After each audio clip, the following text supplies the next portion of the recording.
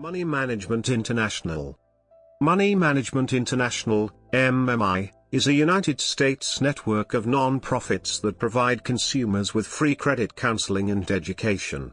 In about 25% of its consultations, it helps consumers develop a debt management or repayment plan.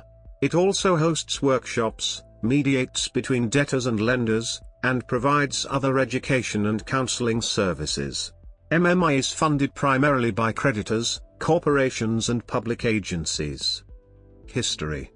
Money Management International was founded in 1997 by 6 financial consulting organizations that were members of the Consumer Credit Consulting Services (CCCS) network and is recognized as the world's largest non-profit, full-service credit counseling agency in the United States.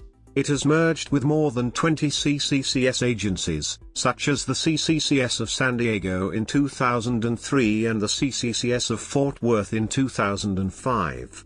MMI still maintains the CCCS name in some states where it operates.